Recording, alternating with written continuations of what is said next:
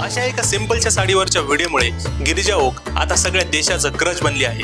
गेल्या 5000 वर्षांपासून साडी ही स्त्रियांच्या सौंदर्यामध्ये भर घालत आली आहे। जगात भारतातील साडी हे असं एकमेव वस्त्र आहे ज्याने हजारो वर्षांपासून आपलं मूळ स्वरूप टिकवून ठेवलेलं आहे। संपूर्ण भारतभरामध्ये जवळपास 500 पेक्षा जास्त साड्यांचे प्रकार आहेत। आता हे प्रकार कोणते कोणते आहे हे आपल्या घरातील स्त्रियांना सांगायची काही गरज नाही। जगभरातील लोकांनी आपल्या आपल्या वातावरणानुसार आपले आपले कपडे तयार केले।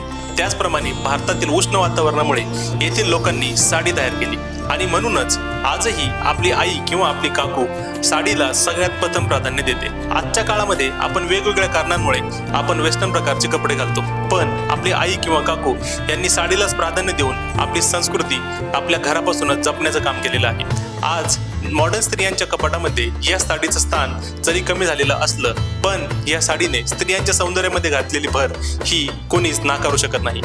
तुम्हाला काय वाटतं हे आम्हाला कमेंट बॉक्समध्ये नक्की सांगा।